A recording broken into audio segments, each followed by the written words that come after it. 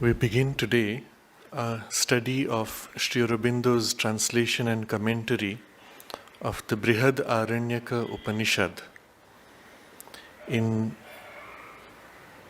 the form in which it is published. The translation is of the first few verses only, and the commentary is limited to the first two verses only. We will dwell primarily on the commentary of the first two verses and only generally study the rest of the verses later, and even then not the whole, because we would like to keep the focus on the form in which Sri Aurobindo articulates his commentary. But before we enter the text proper, it is useful to have a broad perspective of where this stands in the larger body of spiritual and revelatory literature.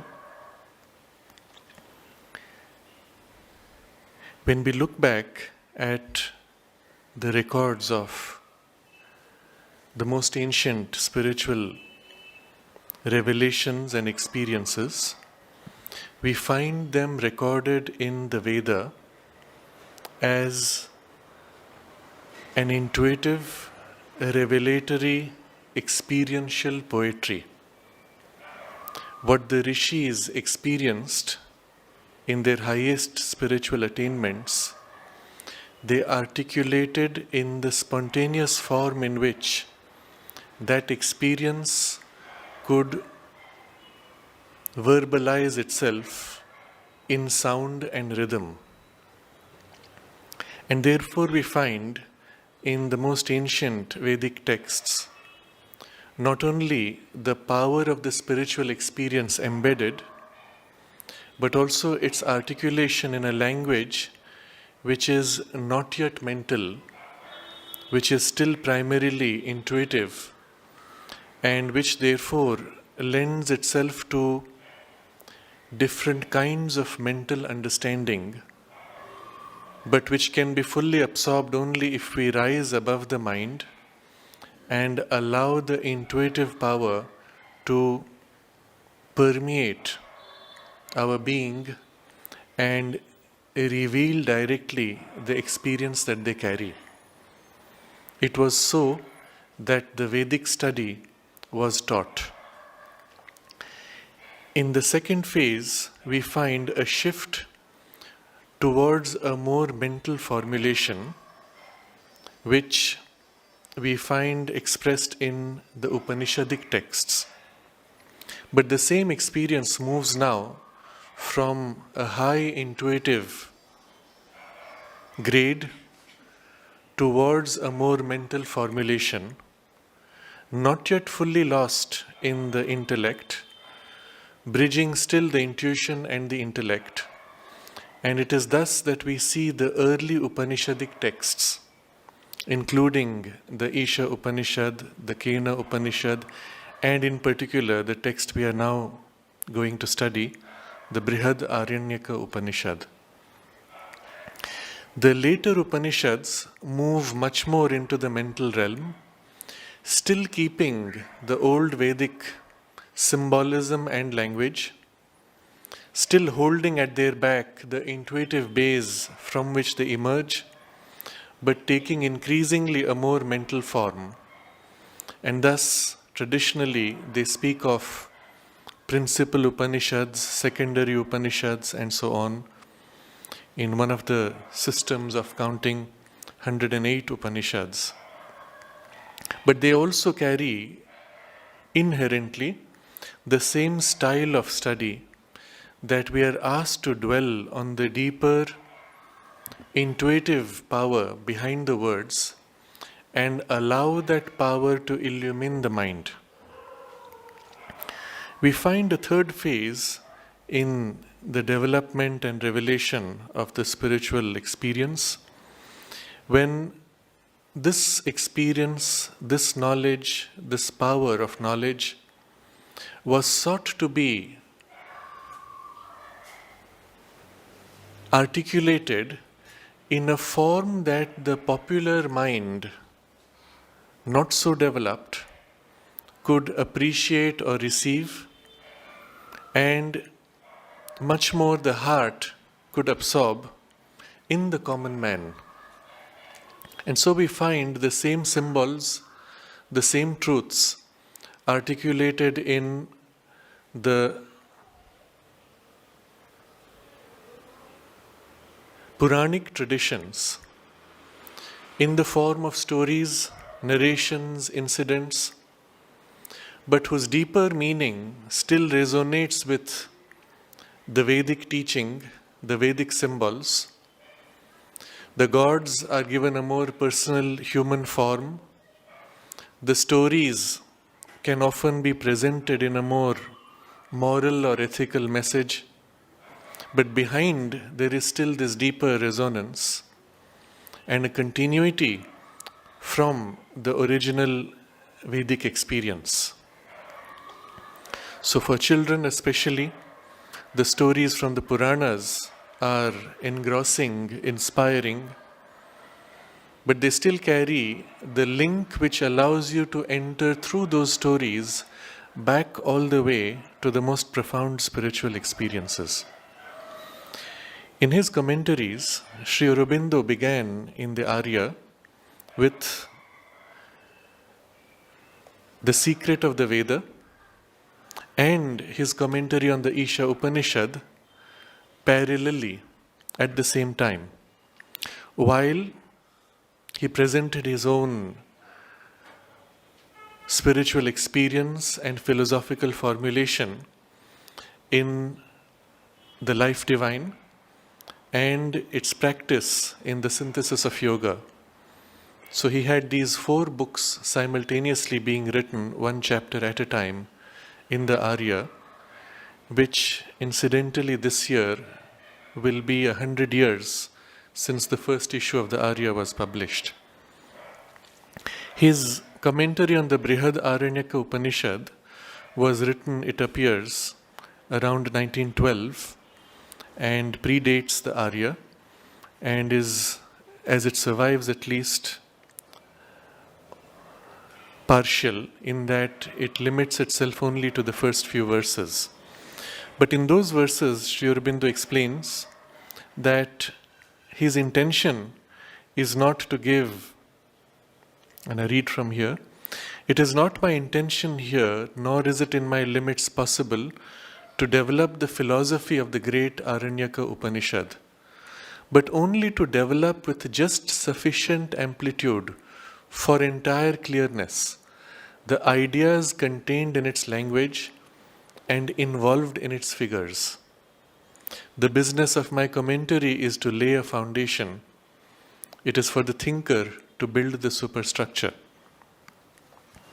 But this is a very humble expression of what he actually presents, because what he gives as a foundation is the key and the complete opening of the symbols and their secret in these first few verses. Having had that, the rest becomes much easier, and we can draw on his other expressions of the Vedic symbolism from his other works. As a foreword to his commentary, he says, "The Brihadaranyaka Upanishad, at once the most obscure and the profoundest of the Upanishads, offers peculiar difficulties to the modern mind. If its ideas are remote from us, its language is still more remote." So there are 2 problems when we face a text like this. The ideas which they communicate may not be common to the present mind, they are unfamiliar. The symbols used are again not familiar, and there is often an effort of the mind to struggle to begin to perceive even the beauty of those symbols. And that very struggle acts as a screen preventing us from gaining the direct intuitive experience. And then there is the language. It is in Sanskrit, but it is also in the Vedic Sanskrit, much more flexible, much more symbolic, much more profound. And of the nature of this language, he makes an observation in his other commentary, I believe on the commentary of the Chandogya, where he says that in the Sanskrit there is the advantage of what we call in English pun. But the pun in English is a very superficial and crude form where you allow for a double meaning to be expressed. But the proper word in English is paronomasia, that is allowing for a multiple meaning. But the word in Sanskrit is shlesha, which could literally be translated as layering or slicing. And this is the power of the Sanskrit language, because it is based on root sounds, that as you articulate something in the natural vibration in which the experience can form itself, it allows for multiple levels of meaning to the mind, to the rational mind. When you go from the rational thought mind towards the intuition, there are several layers we have to cross. The thought mind articulates first at the lowest level in words. It is possible to disengage from the words and hold ourselves purely in thought. We do that, for example, when we translate from one language to another. Through the words we move to the meaning, and then from pure meaning we must articulate in new words and move back to the meaning from the new words and check that it still matches with the meaning that came from the old words. And we are at that point exercising this capacity of the mind to disengage from words and still hold thought. But there is thought. And from thought it is possible to hold back, to stand back, and hold the mind similarly in the domain of pure ideas.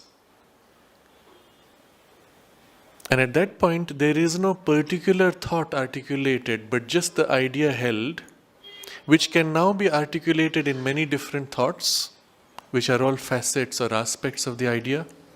And from each thought formulation, you can articulate in many different words, in different languages, but within the same language, of course, in different ways, in different sequences perhaps also.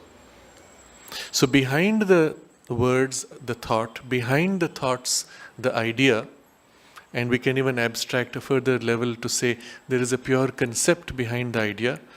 But behind that, Mother says, it is possible for us to shift to a level of pure experience. And the experience does not even limit itself to an idea. It can open itself out to many different idea forms. And through each of those, to many thought forms, through each of those, through many verbalizations. So at the level of pure experience, you are actually holding so many more facets of mental knowledge, but it is held in a way that is single, cohesive, comprehensive, one experience. And from there to move into idea or thought or words feels almost like a loss of the completeness, a diminution of the intensity, and even a degeneration and a loss of purity. It is at this level of pure experience that these formulations, both of the Vedic texts and the early Upanishads, is placed. And so, for the mind to fully absorb and appreciate the knowledge contained there, or the knowledge experience that is contained there, it is necessary to train the mind to be able to thus rise through these levels and hold at the level of pure experience. And then the words and the power behind the words automatically unfold and reveal to us their innate meaning experience, and even can give form in our minds in the way necessary according to our temperament or the need of the moment, give form to the particular ideas or words relevant for that situation.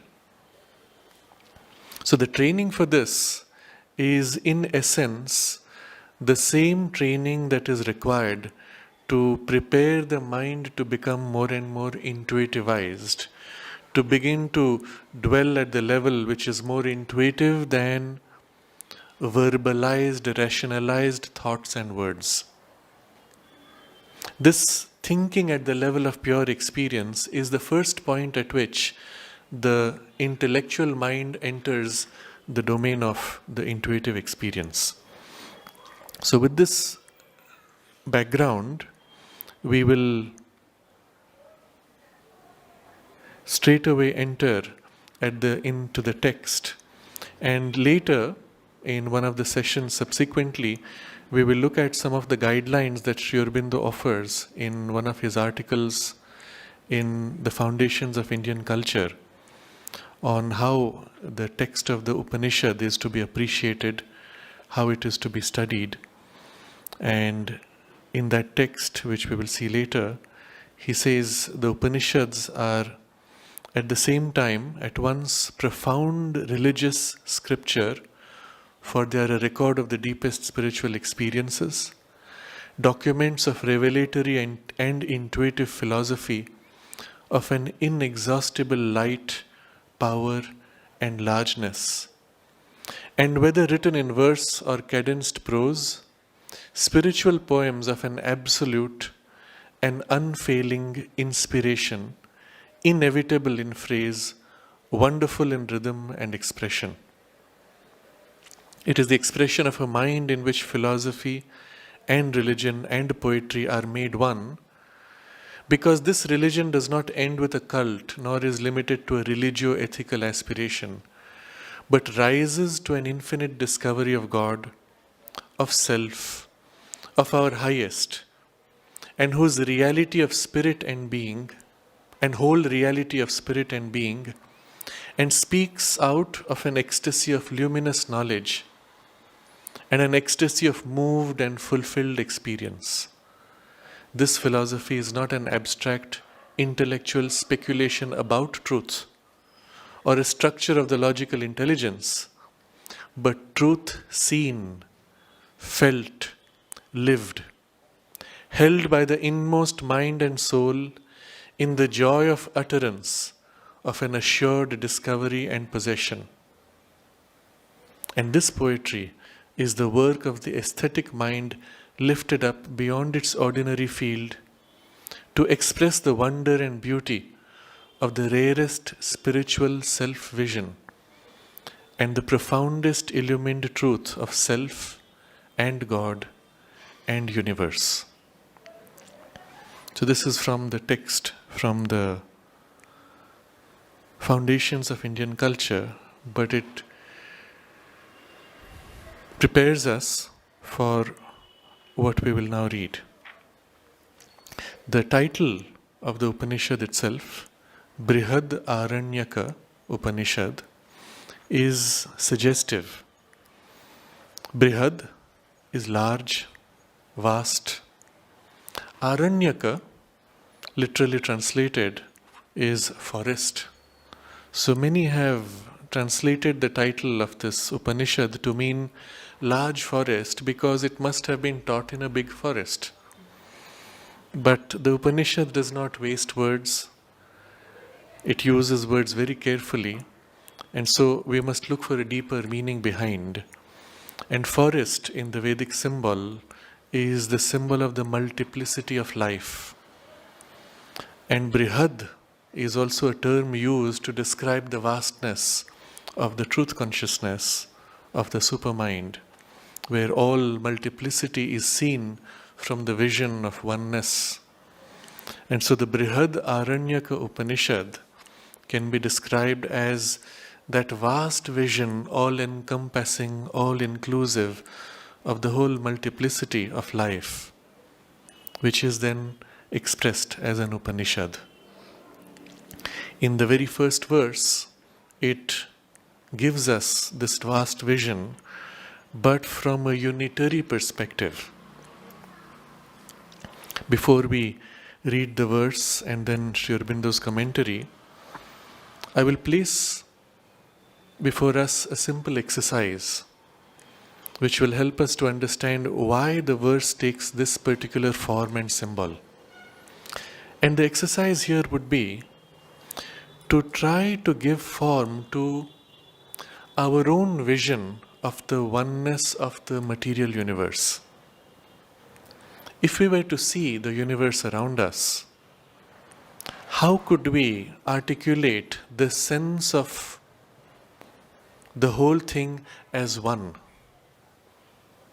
If we first look at the world around us through our physical sight, we see immediately before us the land, the forests, the ocean, the sky, and perhaps we will describe it in a certain way.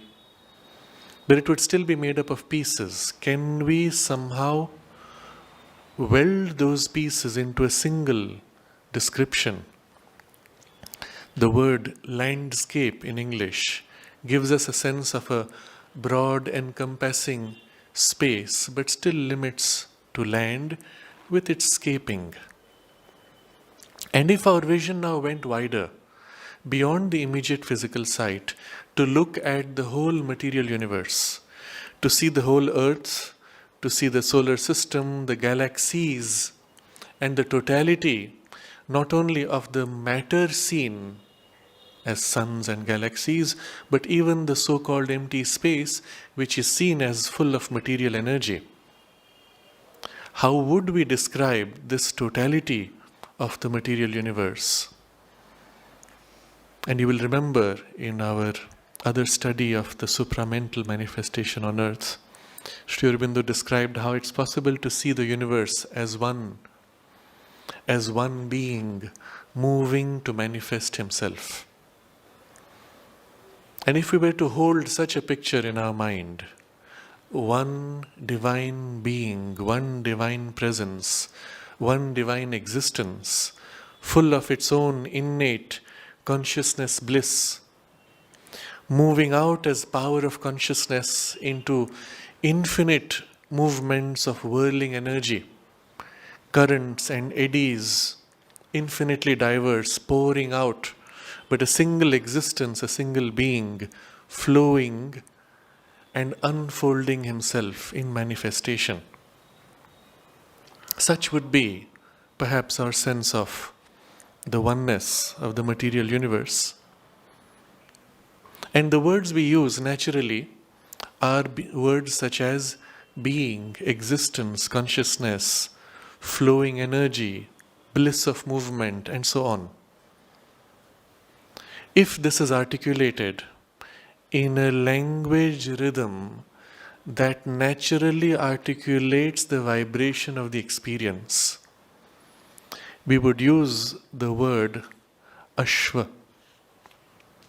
And Sri Aurobindo explains, Ashva meant originally being, existence, substance.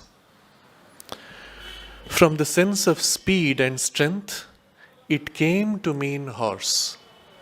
Today, if you say in Sanskrit Ashva, people say, oh, you're talking of a horse. But the original sense is this being, existence, substance.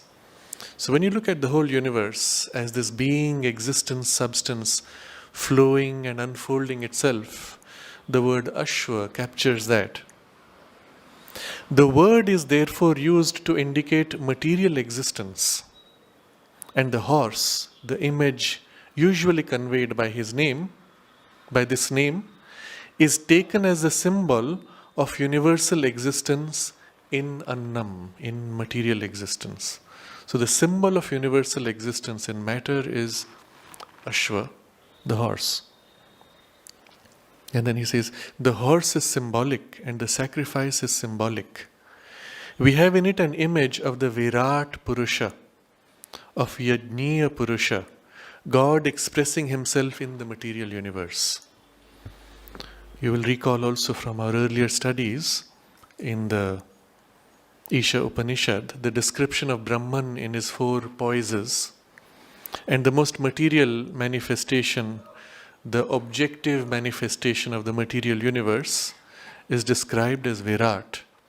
Again, the word meaning vast, wide. But this is the form in which Brahman manifests in his objective reality. Behind that are the three other states of Brahman: the dream state, the sleep state, and then the transcending. So this Ashva, horse, being, existence, substance, is symbol of the universal existence, image of the Virat Purusha, God expressing himself in the material universe. So this is presented here as a footnote when the word horse appears in the translation.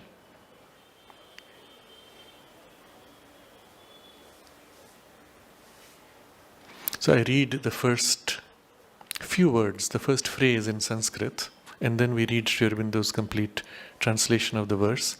I won't read the full verse in Sanskrit, but just for the vibration of the Sanskrit words.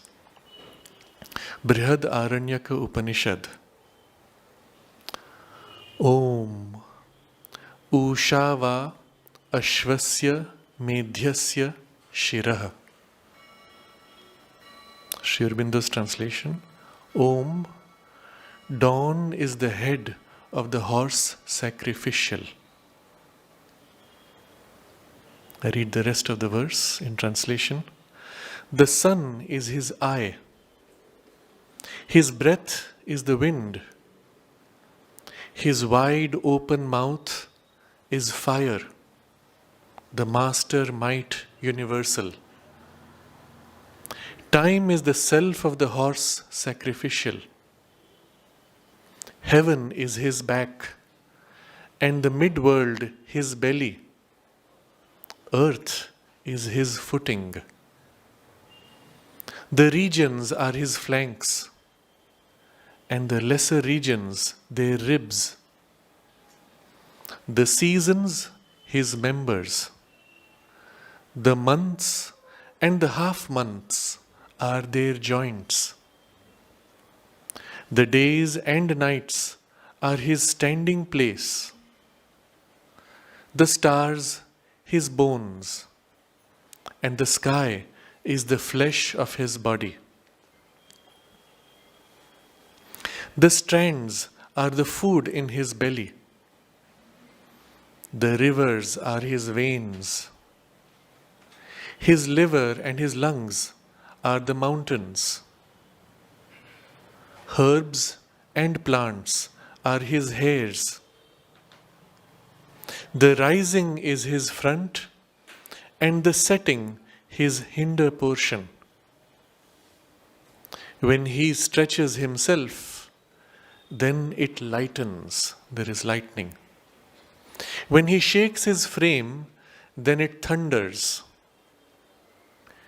When he urines, then it rains. Speech, verily, is the sound of him. Already in the very opening verse, we have the sense of the symbol here. Grand, vast, all-inclusive. Not an abstract, impersonal universality, but a conscious power. The horse conveys this sense of speed and power and movement, but in this all-inclusive movement and power, everything, every form is symbolic. So Sri Aurobindo has a series of footnotes. That's how the editors have placed it here. The footnotes themselves are taken from some other notes and commentaries that he made on Shankaracharya's translation. But in the way the text goes, Om, dawn is the head of the horse sacrificial.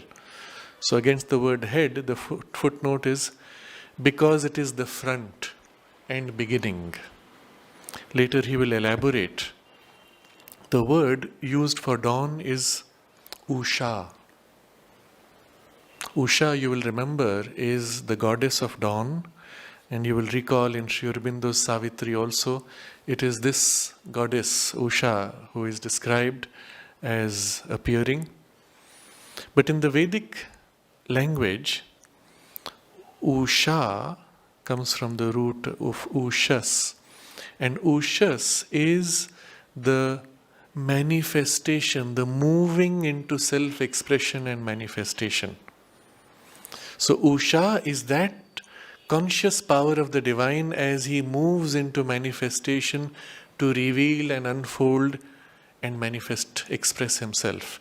And that's the dawning.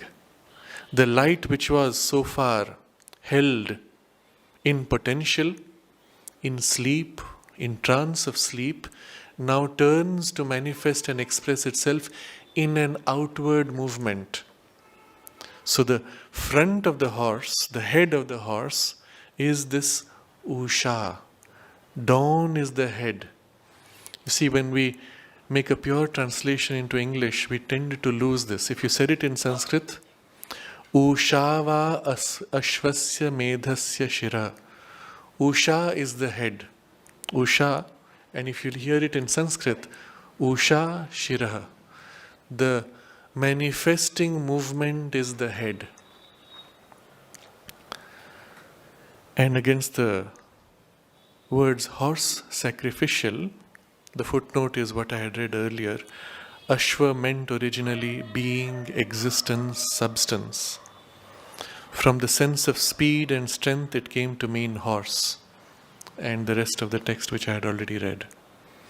Then, the sun is his eye, and the footnote to eye is, because the sun is the master of sight. And again, Sri Aurobindo will elaborate on this. In this whole forward movement of the head as the movement to manifest himself, what is it that sees? That which sees, and it sees what must be manifested, and sees as it manifests, and sees himself in the manifest form. This seeing power, the eye, is the sun. And you see how profound the symbol is. It resonates deep within us in levels which we cannot fully articulate in words, but we can feel that resonance somewhere of the power of the image. And then, his breath is the wind, his wide open mouth is fire, the master might universal. And the footnote, air is the basis of life, fire of strength and expansion. And then the text, time is the self of the horse sacrificial. And in the footnote, time is that which upholds existence in material space and is the soul of it. So this is verse 1, just in the simple translation which Sri Aurobindo presents. And then the verse 2, which also we had commented on. I will read the translation and then move to the commentary. Verse 2. Day was the grandeur that was born before the horse as he galloped. The eastern ocean gave it birth. Night was the grandeur that was born behind him, and its birth was from the other waters. These are the grandeurs that came into being on either side of the horse. He became higher and bore the gods. Vaja and bore the Gandharvas. Arvan and bore the Titans. Ashva and bore mankind. So 4 horses, 4 names of horses are given, and they carry successively the gods, the Gandharvas, the Titans, and then mankind. The sea was his brother, and the sea was his birthplace. Literally, in the Sanskrit, the word is womb. The sea was his brother, and the sea was his womb. Subsequently, section 2 is also translated, and section 3 of the same chapter. But then he stopped the translation after a series of verses, which we will not look at now. And we move now to his commentary.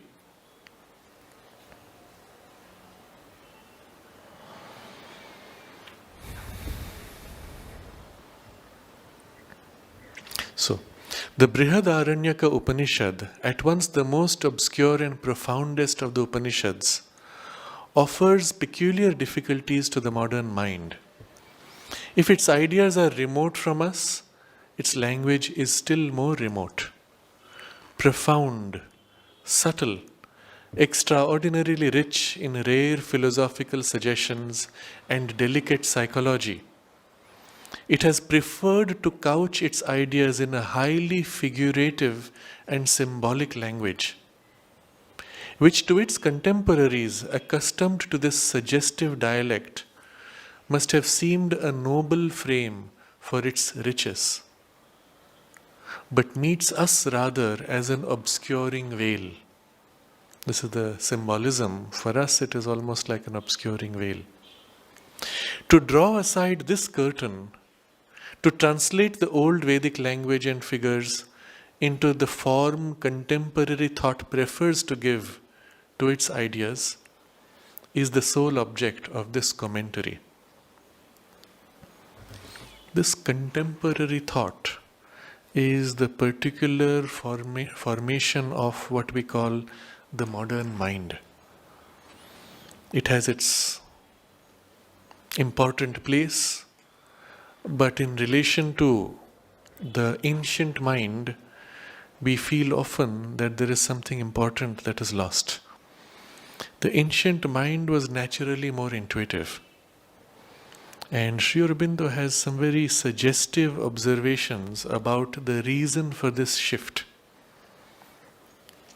He says in one of his writings on this, in passing, as a comment, he says that the rapidity with which the modern mind can quickly grow into a sharp, clear, rational form, even from cultures which have lost that habit, shows that this particular development of the intellect had already been attained in the past.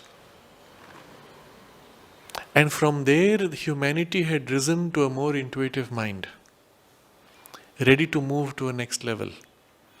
But in that ascent, there was something incomplete, a gap, a lack, because of which the human mind had to fall back into materiality and rationality to complete that gap, to complete the layer that was undeveloped, incomplete. And having completed that, it has to rise once again to the intuitive and cross over to the beyond. And so what we see of the Vedic text, he suggests, is the peak of that earlier cycle. From a certain lack in that cycle, there was the necessity of the fall back into a materiality and rationality, which we see in the successive stages of the four yugas. And in the last phase, there is what he calls the age of individualism and reason, which we see in the last few hundred years all over the world. But even the form of the individualism and the reason, he says, is different in different cultures. Because of the predominance of the European culture through its colonization of the world, a particular form of mentalization peculiar to the European mind has been as if imposed or imprinted on much of the world. But it need not be like that. Different cultures have their own way of expressing their own intellectual forms and imprints of mind. And Sri Aurobindo makes reference to the mold that he calls the Indian mind, whose recovery he considers extremely important. And because he says the Indian mind has a native familiarity with the sense of the infinite and has a natural affinity with the intuitive. But in principle, every culture expresses in the particular mold that is natural to its aspiration, to its development. And together, the world completes the full development of that possibility of consciousness. So, we are looking at a phase where the age of individualism and reason has asserted itself, and from this we have to pass through a subjective age into the spiritual age. And in this subjective age, the mind turns inwards, having exhausted its explorations of the objective, finding the objective insufficient, even reductionist. The mind turns inwards to find some more profound truth, some more profound experience. And this passage, which Sri Aurobindo described as the subjective age, is what today is described in the popular vocabulary as postmodern and even transmodern. Modern age was that phase when we thought that with our power of intellect, everything can be solved. And the intellect failed us. Modernism has failed, and now we move to a postmodern phase. But Sri Aurobindo warned also that this postmodern or subjective phase has a danger that one can stop short halfway and say, what I feel, what I experience, my likes and dislikes, my emotions, impulses and sentiments are all that is true. And this would be an error. It would be a false subjectivism. This true subjectivism is to go all the way within to the soul, where we have the certainty, the truth of our innate identity, as well as of the true experience of things, of ourselves and of the world. So the spiritual age begins only when we complete the journey all the way to that true subjectivity of the soul and the self. I point this out here because it is something of this which is required for the full appreciation of the text we are studying. We need to enter a subjective dimension to feel what the verses reveal to us, to allow the verses to resonate within, and to allow that resonance and its forms to emerge and articulate themselves in our thoughts and perceptions. But it would be a partial and even a limited or distorted expression if we allow only a superficial resonance to emerge. The resonance must come from deep within, from the soul itself. And he will tell us about this shortly. So the mindset of that age, of the Vedic rishis, and at least of the rishis, is closer to this, and it is towards this that we will have to turn for the deeper appreciation of this text. And he says, the task is necessarily a little hazardous. I'm going to skip a portion for now where he describes how Shankaracharya had given a commentary, and it is the brilliance of his rational intellect which presented a very insightful commentary. But he says more is possible and more is needed. So I skip that portion which we will take up next time, and then we go now to the heart of what it is that we have to do. He says, the time is fast coming when the human intellect, aware of the mighty complexity of the universe, will be more ready to learn and less prone to dispute and dictate. You see, if you go back 100 years, the greatest minds of humanity were busy trying to read what they wanted to read in these ancient texts. This is how science has discovered reality, and so this is what the text must be trying to say. So you even have people coming up with quotations or translations of these Upanishadic or Vedic texts and saying, so see, this matches exactly what physics says or what chemistry says, or this matches genetic science. But from the more deep perspective, all that physics has revealed to us is a very superficial view even of matter. All that genetics reveals is still a very superficial view of what really happens within the cells. And so to try to read that superficial view into the more profound texts is to lose so much that could have been revealed. So it needs therefore a shift in the mind, where the mind realizes that all that I have learned so far does not explain anything. The reality is so much more complex, and aware of the mighty complexity of the universe will be more ready to learn and less prone to dispute and dictate. And we see the signs of this already happening in the world. Then, we shall be willing then to read ancient documents of knowledge for what they contain, instead of attempting to force into them our own truth or get them to serve our philosophic or scholastic purposes. Now he describes what it is we must do to really receive what the text has to give. To enter passively into the thoughts of the old rishis, allow their words to sink into our souls, mold them, and create their own reverberations in a sympathetic and responsive material. Submissiveness, in short, to the Shruti, was the theory the ancients themselves had of their method of Vedic knowledge. So this is how the Vedic study was originally taught. First, to enter passively into the thoughts of the old rishis, allow their words to sink into our souls, and it must go all the way. Mold them. When those words enter, they have a power, and their power molds, if we allow ourselves to be molded, if we are submissive. Mold them and create their own reverberations in a sympathetic and responsive material.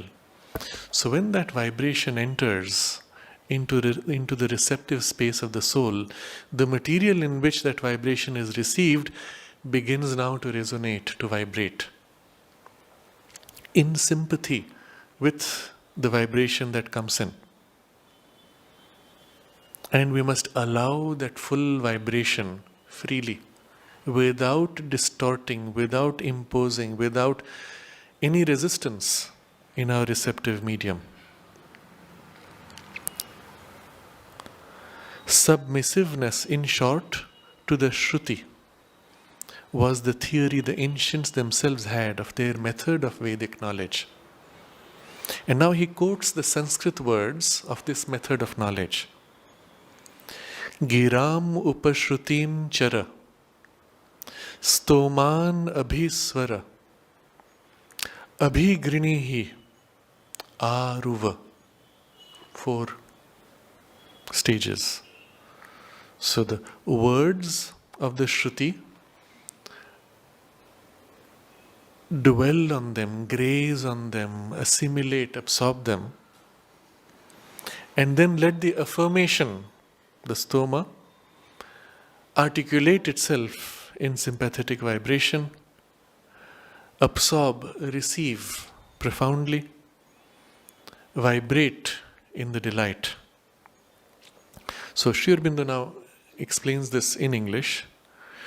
To listen in soul to the old voices and allow the Shruti in the soul to respond, to vibrate, first obscurely, in answer to the Vedantic hymn of knowledge, to give the response, the echo, and last, to let that response gain in clarity, intensity, and fullness. This is the reason why the Vedic form of teaching did not permit the use of books or writing for the Vedic texts. They made a distinction between the Shruti and the Smriti. The Shruti, which is heard, the Smriti, which is remembered. The Smriti was conventional, more mental knowledge, could be written down, could be read and absorbed through reading. But the Shruti, which is heard, not with the physical hearing, but the intuitive revelation, has to be received in the vibration directly. And it has to be heard and received in the soul. And so he says here, allow the Shruti in the soul to respond. So as the words enter, the true knowledge, the intuitive knowledge of the soul now has to reveal itself and respond in the vibration in us. But at first the vibration is obscure. We feel, as we now experienced when we read the first verse and a few words of Sri Aurobindo's commentary, we feel something within us deep inside as if feeling a familiarity, a resonance. We sense something profound in the symbol behind the words used. And so it is obscure. We are not fully aware, but we are aware that there is something deep. So, to vibrate first obscurely in answer to the Vedantic hymn of knowledge, to give the response the echo. And last, to let that response gain in clarity, intensity, and fullness. 3 steps. As we dwell on this, as we remain silent in our mind and allow the vibration and the imprint and the evocation of the knowledge to emerge, it becomes more clear. It's as if we awaken to that innate knowing. Our consciousness begins to experience rather than think out in words. It begins to receive at the level of pure experience. And that's when you experience the clarity. And then it grows in intensity. The experience comes into fullness until at some point it overwhelms the whole being. And with our own physical eyes and physical senses, in our physical consciousness, we see, feel and experience what the Rishi experienced and saw. And from clarity through intensity, and then the experience grows in fullness. It grows until it becomes complete. All the facets of the completeness of the experience dawn on us. So this is the method of Vedic knowledge. And he says, this is the principle of interpretation that I have followed. Mystical perhaps, but not necessarily more unsound than the insistence and equally personal standards of the logician and the scholar. And for the rest, where no inner experience of truth sheds light on the text, to abide faithfully by the wording of the Upanishad and trust my intuitions.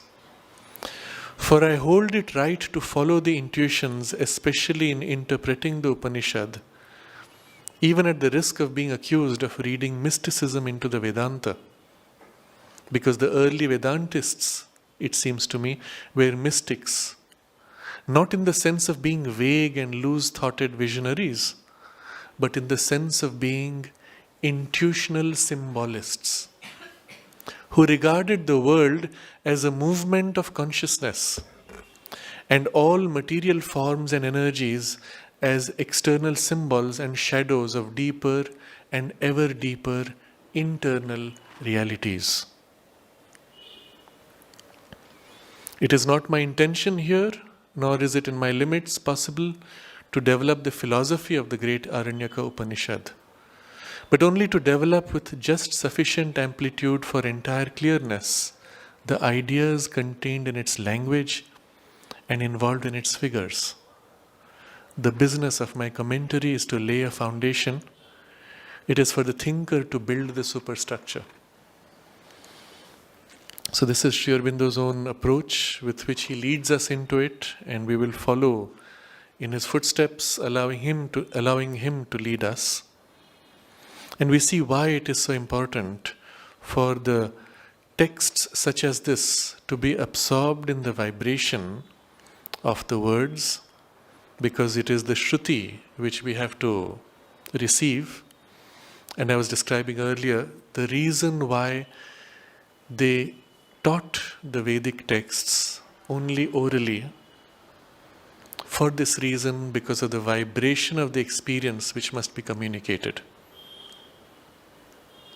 And for this reason, the words had to be absorbed and imbibed, to use the modern phrase, by heart. Meaning, you had to absorb the words until they became a part of your very soul. And they emerged from the soul as your own words, as your own experience, as your own expression and formulation of the perception and seeing experience. So we had tried to do something like this in our study of the Isha Upanishad. But even more profoundly, this text needs it. When the words are a part of our own being in the deepest soul, when we articulate those words, they emerge as if our own experience unfolding. Such was the approach for the method of Vedic knowledge. Next time, for now we can simply read the first verse in translation and meditate on it for a few minutes.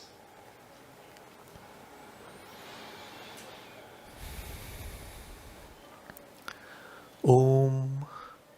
Dawn is the head of the horse sacrificial. The sun is his eye. His breath is the wind. His wide open mouth is fire, the master might universal. Time is the self of the horse sacrificial. Heaven is his back, and the midworld his belly. Earth is his footing. The regions are his flanks, and the lesser regions their ribs. The seasons his members. The months and the half-months are their joints. The days and nights are his standing place. The stars his bones, and the sky is the flesh of his body. The strands are the food in his belly. The rivers are his veins. His liver and his lungs are the mountains. Herbs and plants are his hairs. The rising is his front, and the setting his hinder portion. When he stretches himself, then it lightens. When he shakes his frame, then it thunders. When he urines, then it rains. Speech, verily, is the sound of him.